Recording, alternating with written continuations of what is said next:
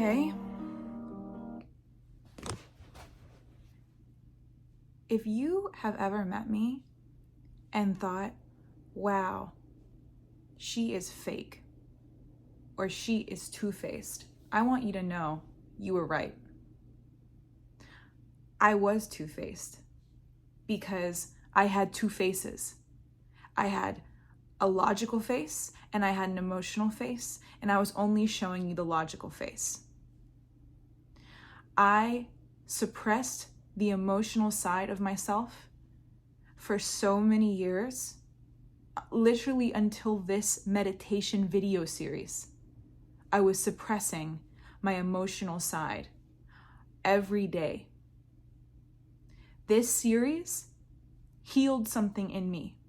This series helped me realize that when I sit here and I talk to myself and I am with gestures vaguely at everything, the universal it, with God, with spirit, with myself, my truest self comes out, the self that I am when I am alone.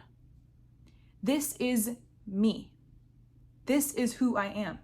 And if you have watched, this is day 8, any of the last 7 videos, I think I've cried or gotten emotional in every single one of them, just about. I am an emotional person. I am more emotional than I am logical. But I've flipped these two things for my entire life because I'm living in a world that does not value emotions. I'm living in a world that values intelligence instead of emotional intelligence. Can you blame me for showing you the side that the world values and suppressing the side that the world doesn't value in its current state? I'm hoping that me being on here and showing you my emotions and crying on camera and showing you the 50 Shades of Elle will actually make a dent, a small dent, in pushing the world towards more emotional awareness, identification, acceptance. If I can play the smallest role in showing people, and especially women and especially men, that as a woman, I am highly sensitive. There have been parts in this series where I have cried talking about a dog, talking about sending my friend Annie cat videos. I cry all the time. I am warm. I am caring. I am nurturing. I am emotional. I am highly sensitive.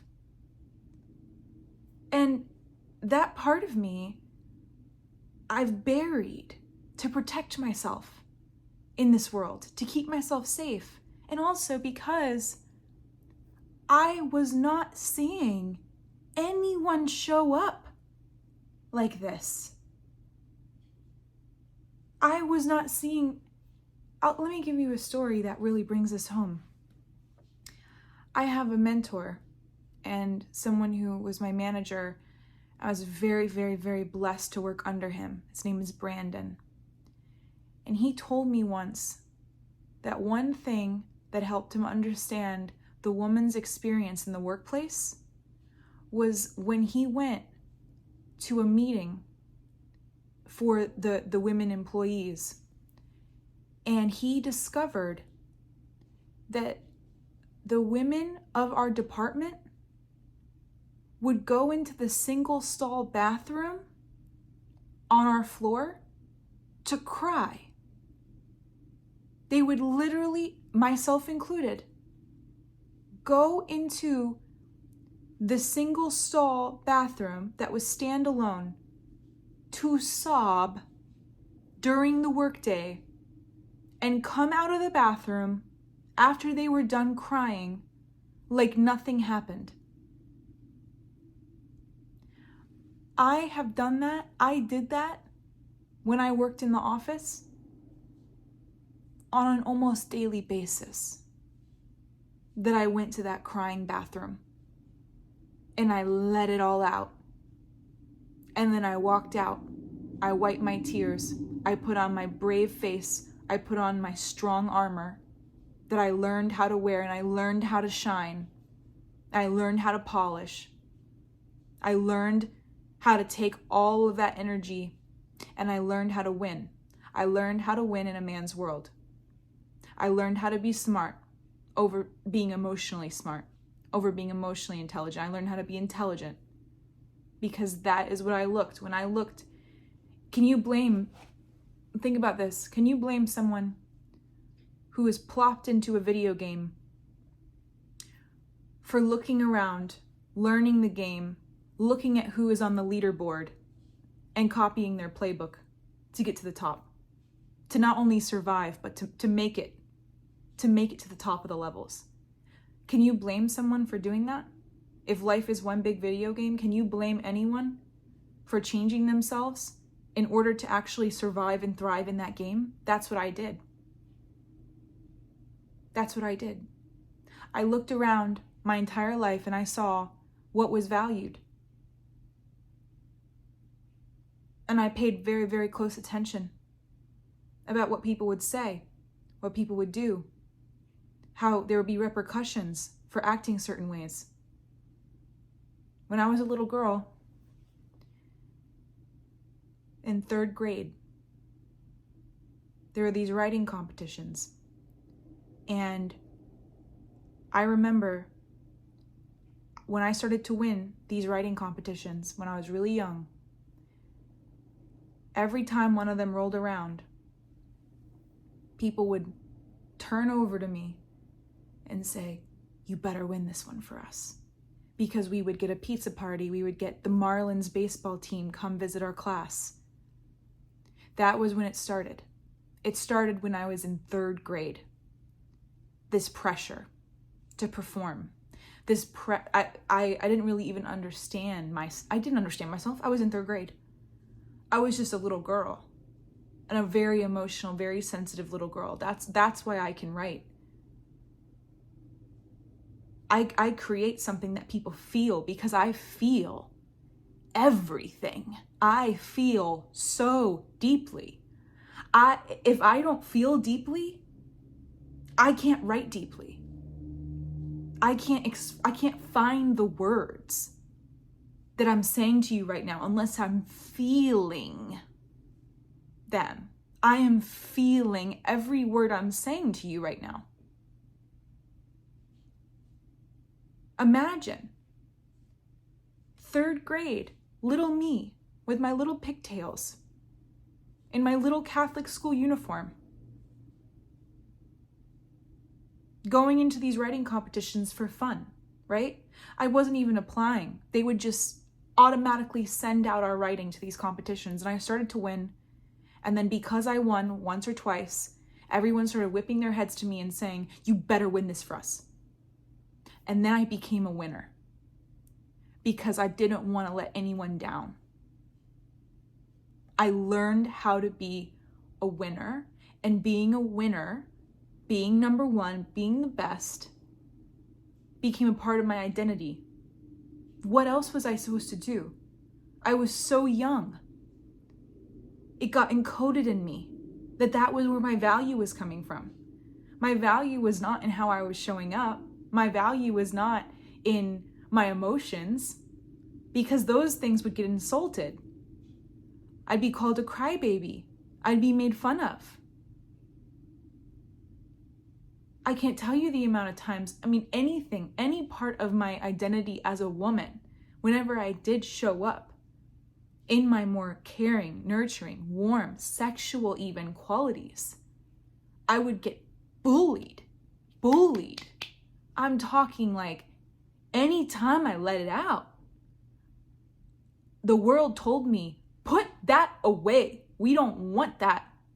We don't want that. That's too much. That's too much. You're too much. You're too intense. You're too sexual."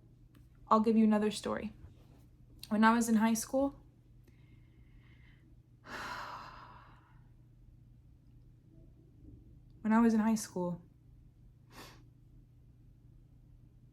this was started in 8th grade even. my freshman year, even worse, of high school.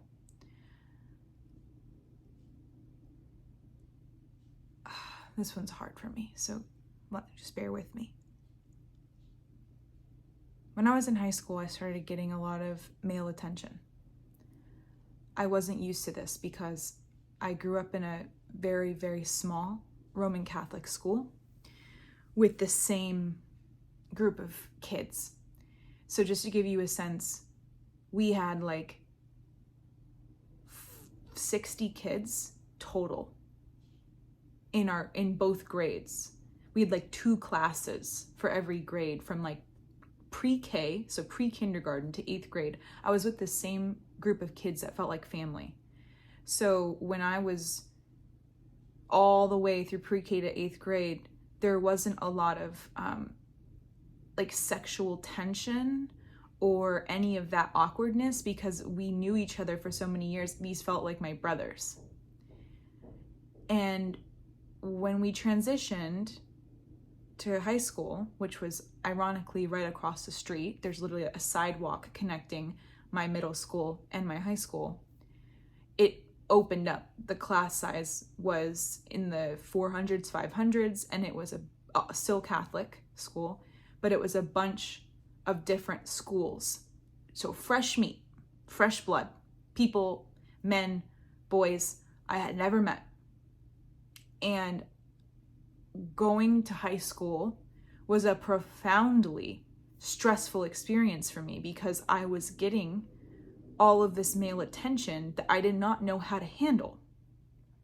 And I was very scared because men were being physical with me and I didn't know how to handle it. I didn't know what a boundary was. I never had to have a boundary in my life because I had been safe and sheltered in this little school.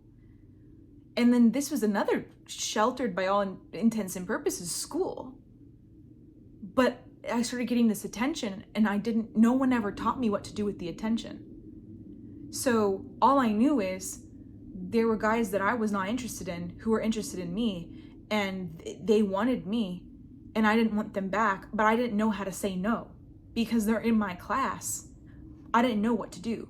So this is where it started. This is where I started not owning my feelings, was in high school, at least on the sexual front, the romantic front, because guys would be interested in me.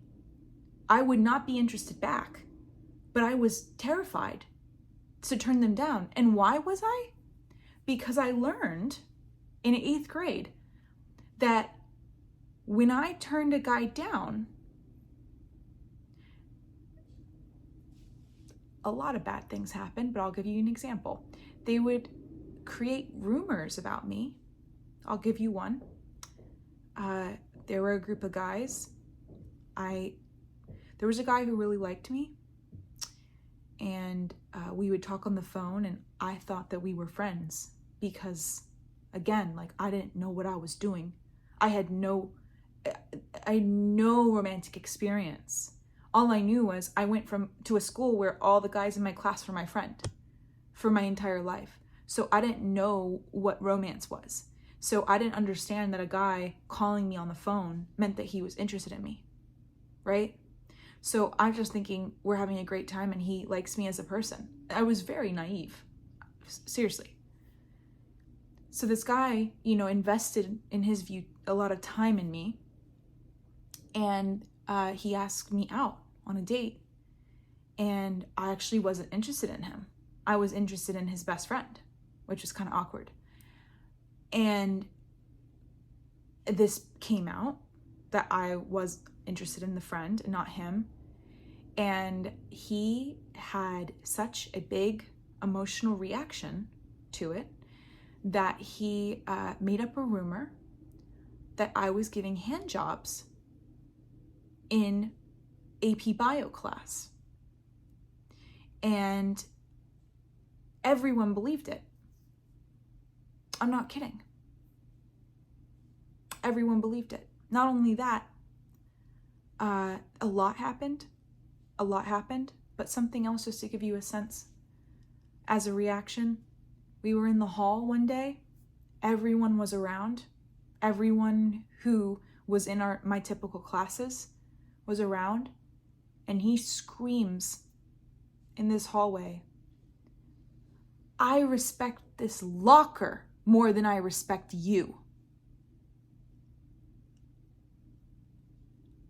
Wow, I haven't thought about that in a long time. In front of everyone. And let me just tell you, that really does set a tone for how people start to treat you. And how they gang up on you. And how the tide's with you one day and the tide turns against you. Viciously. Quickly. And it all stemmed from me rejecting a man. So what did I do? What did I do to keep myself safe? I pulled so much verbal and mental gymnastics to avoid rejecting a man from that moment on. I actually never connected this. Thank you for showing me this. Wow. I'm buzzing right now. Wow.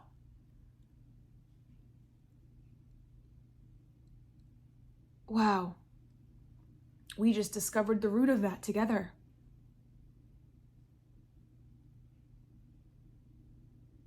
So I didn't want that to happen again.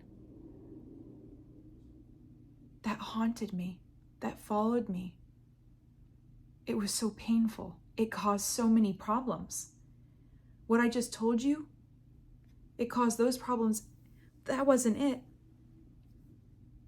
The other thing that this caused was that guys started objectifying me because of this rumor that I was giving handjobs. Mind you, I didn't have sex for a long time. I was deathly afraid of sex because I went to Catholic school where the messaging was, if you have sex, you die and you go to hell. That was the messaging. I'm not kidding. It was abstinence or you're going to hell. I was deathly afraid of sex. I was taught to be.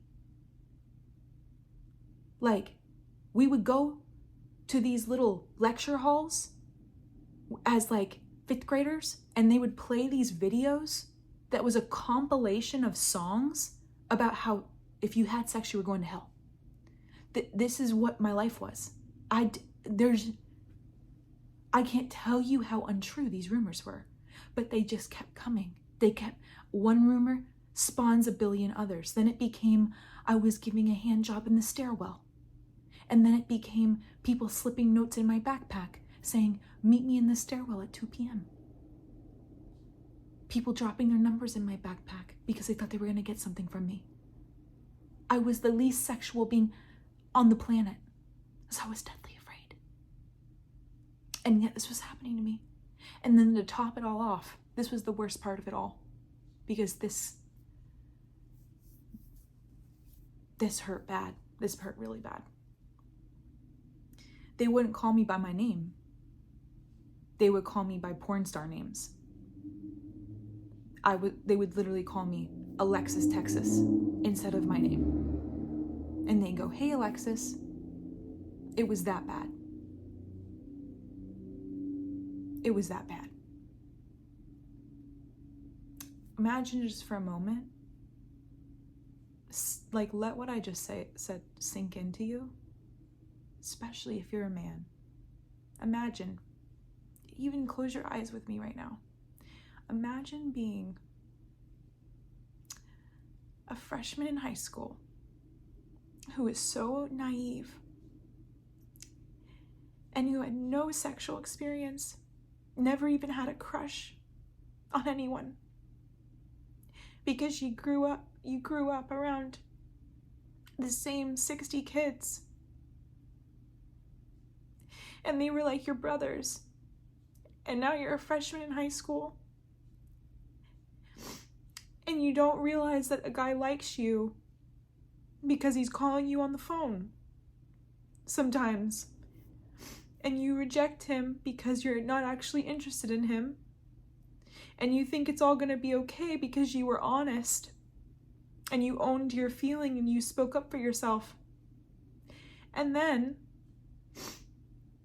people make up rumors about you that you gave handjobs in AP Bio, that you give handjobs in the stairwell, that you have sex with everybody, and they call you by a porn star name. They call you Alexis Texas and not by your real name.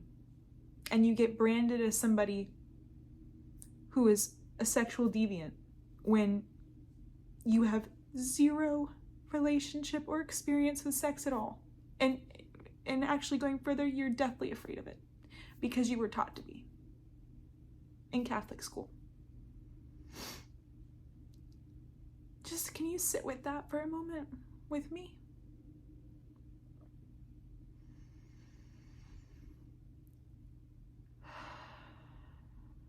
Can you breathe into that reality? Can you take on my reality like it's yours? If the shoe was on the other foot and you went through a lot of pain, I would want you to say your reality to me, and I'd want to wear your reality, and I'd want to feel and breathe into your reality so I could understand you, and I can understand why you are the person that you are. This is why I am the person that I am, or the person that I have been until this series, because all that anyone is a collection of a bunch of filters, and the filters are their experiences: good, bad, ugly, difficult, hard, easy, traumatic, freeing. We're all just a collection of filters of what we've been through in our lives. And so if you've ever thought that I was fake or two-faced, I don't blame you. I don't blame you, because I learned how to be two-faced to survive. Because I had these experiences where when I was myself, when I was fully honest, it went horribly wrong for me. It caused me a tremendous amount of pain and devastation for many years. I learned that feeling deeply and owning my feelings was going to lead to tremendous, in some cases, debilitating pain. Can you blame me? Can you blame me?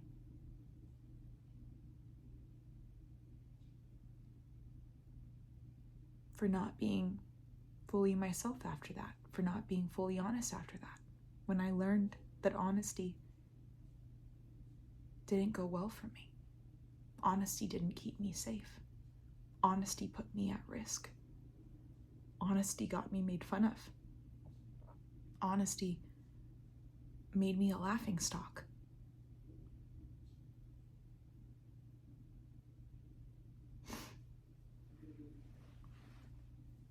Can you wear that reality for a moment and understand why I only showed one face for many years? Why I only showed my intelligent side, my logical side, and I pushed down the emotional side? I pushed down the emotional side because I had so many moments in my life where when I let my emotional side out, when I let it express, when I let it be seen, it was trampled on. It put me at risk.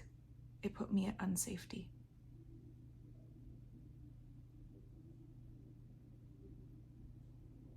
And I didn't know if I could survive the game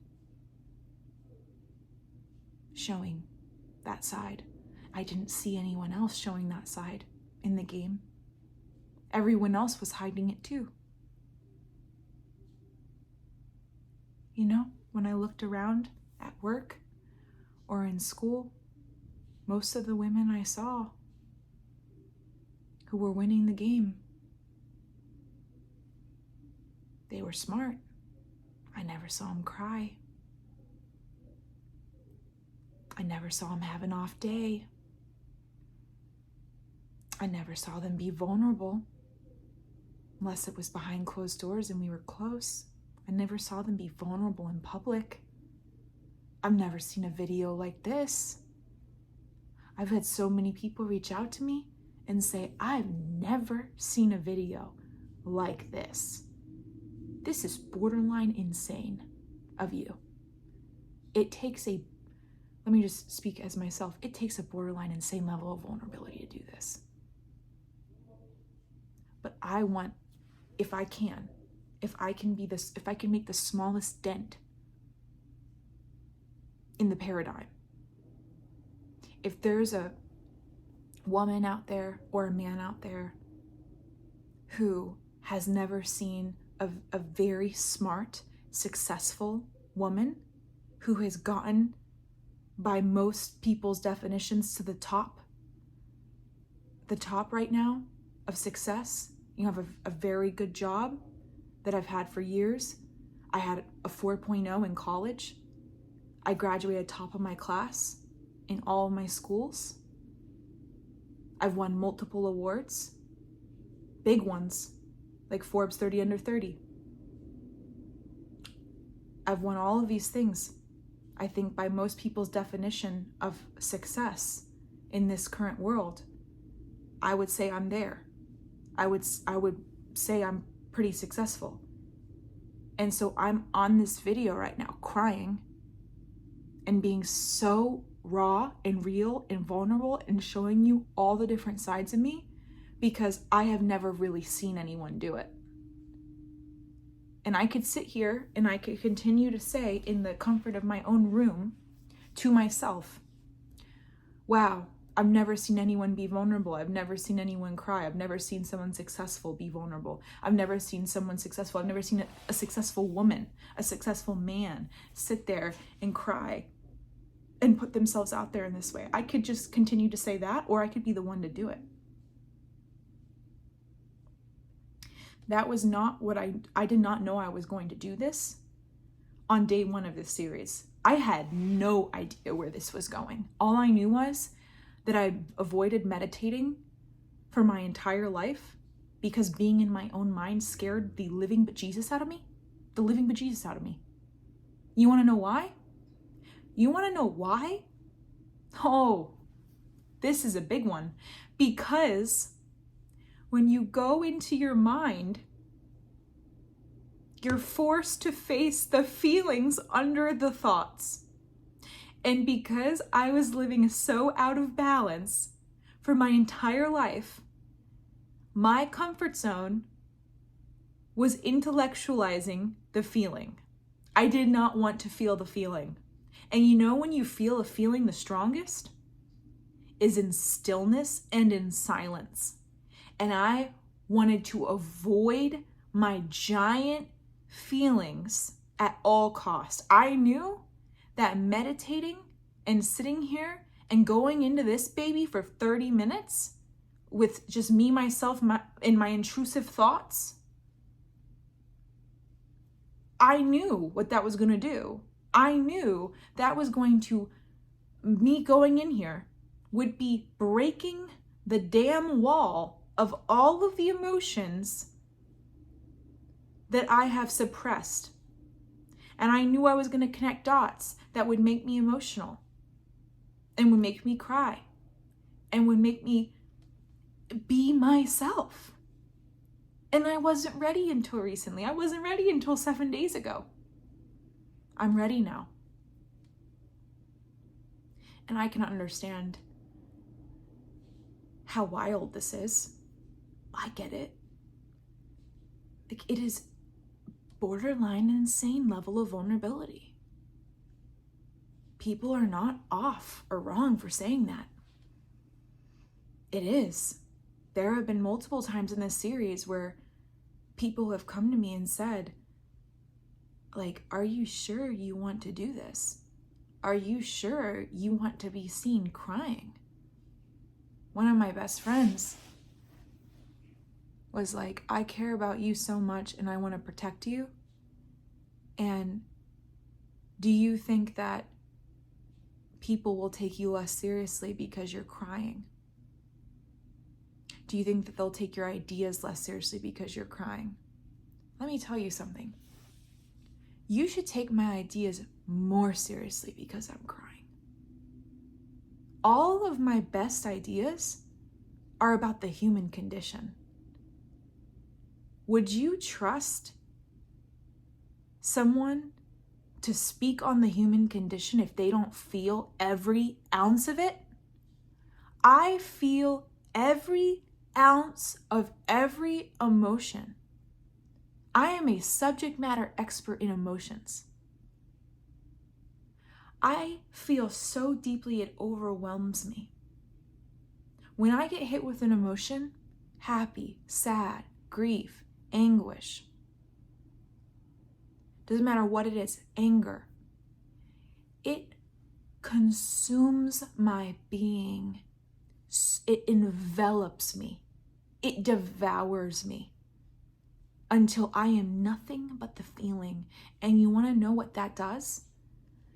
I feel so deeply that I can put words to the feeling like no one else. That's why I can sit here for 30 minutes. Oh my God, 30 minutes and say this to you with such passion and such feeling because I feel everything. I feel everything so deeply. I am so sensitive, and that is my superpower. And I think when I realized that by accident, partially doing this series and partially because so many puzzle pieces of my life have clicked into place over the last year, and especially the last 6 months, 3 months, but the last 7 days, this has all clicked for me. What I need to do is own the feeling instead of push the feeling away. I've spent my entire life pushing the feeling away, and it would crack through like a sheet of glass that had like little nicks in it. You know, that's what was happening. The emotions would sneak through the holes in the glass, and I could write about it because I could feel it a little bit. But now I'm letting myself feel. I am letting myself show up exactly as I am. Because I don't need to, of course I have to keep myself safe, but I'm not that little girl in high school who learned that being honest meant that she was put at risk. No, being honest in this Elle today, sitting here in January 2024, knows that being honest means I am free. I am free when I am honest. I am free when I am my full self. I am free when I step into my feminine power. I am free when I embrace with every inch and fiber of my being that I am emotional, I am caring, I am nurturing, I am highly sensitive. I feel all of my emotions, every ounce of them, and I feel them so deeply and so well that I can write. I can write to them. I can speak to them in a way that people feel, in a way that shifts something, in a way that might even just make a dent in the universe and push this world from being so focused on intelligence to realizing that we need emotional intelligence too. If what I'm doing here over enough time will create a balance between the yin and the yang, the feminine and the masculine,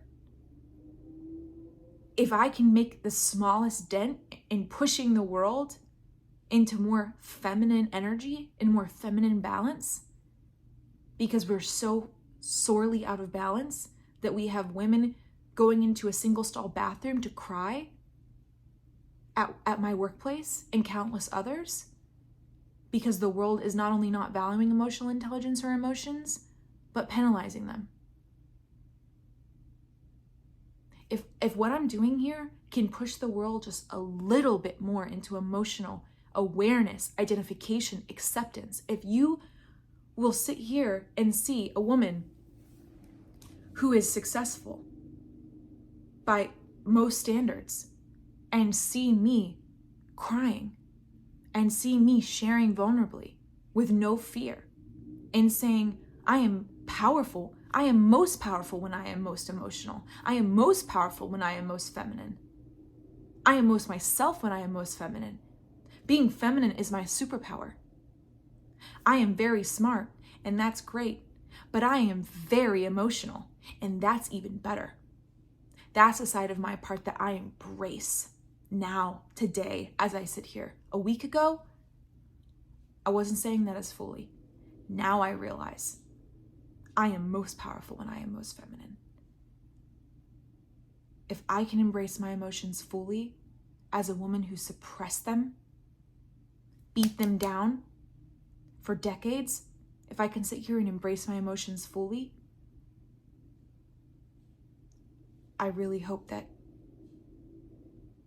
maybe you can too. If you're a woman who struggles with this, maybe you can too. Or if you're a man who struggles to understand the female experience, maybe this gives you a little bit more empathy.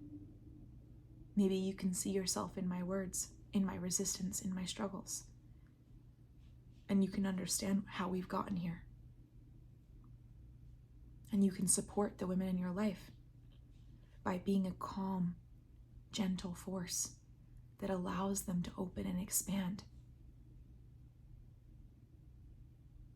And be that nurturing, caring, loving person that so many women have gotten signals that there's no place for in today's world. If you want to see more vulnerable, caring, expressive, warm women, and you're a man, ask yourself, are you doing everything in your power to create a safe space in your presence? Are you doing everything in your power to be strong and stable and grounded and present, to allow the women in your life to open up like a lotus flower? Ask yourself that. Are you creating safety in your presence? Because let me tell you, I am emotional now because I feel safe. I had to create that safety within myself. But I only feel free to express like this because I am in my bedroom and I feel safe. Right? How can you as a man help create that safe space in your presence? How can you be softer? How can you be less combative? How can you show up with more presence, more love, more empathy? When you're talking to a woman and you feel like you're getting a hard edge from her, or she's being rude, or she's avoiding you or acting strange, instead of blaming her, remember what I just told you about my story. And ask yourself, am I creating the safest space in my presence? If you create a safe space in your presence, everyone around you, especially women, will feel safe to blossom and breathe and be relaxed. You want to know what to create? Breathe with me right now, okay? Ready? Inhale.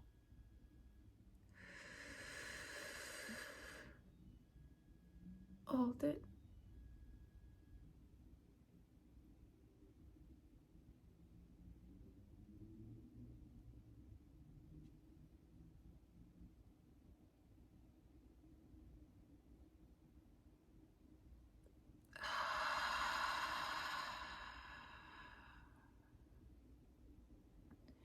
Do you feel that? Do you feel that buzzing lightness in your body right now?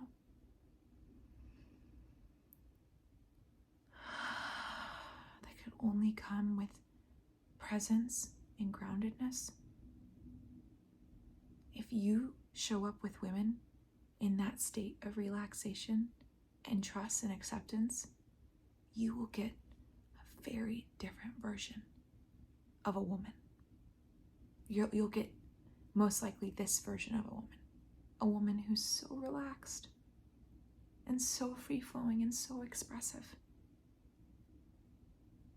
Now, if you approach a woman with anger or anxiety or expectation or fast talking or jitters, that's what you're going to create in the woman.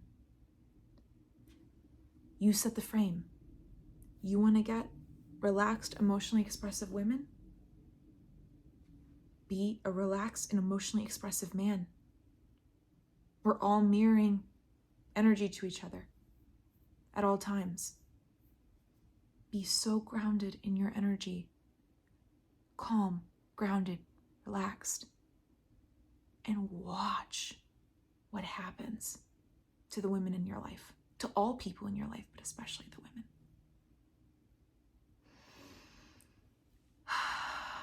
Okay. I realize I've been talking for a really long time, but this was a big one. Wow, this was a really big one. Thank you so much for being here. Thank you, thank you, thank you, thank you, thank you, thank you, thank you.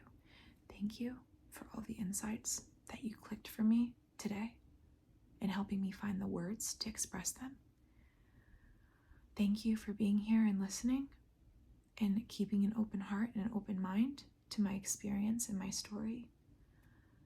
I would love to hear if it resonated or if there's anything you took away or anything you want me to expand more on, because I'm here every day. But truly, I just want to say thank you. Thank you for being here. I love you so, so much. So, so much. Thank you. I love you. And gosh, this was a good one. I feel like I cooked on this one. I really do feel. This is what happens when it's not midnight. It's all happened for a reason, all in perfect timing. But I cooked here. Michelin star level cooking is back. I surprise myself with these every time, guys. Like, this was epic. Okay. Did it feel as epic for you as it did for me? This felt big. Are you feeling this? Are you with me? Okay. Anyway, I love you so much. Have the most amazing night.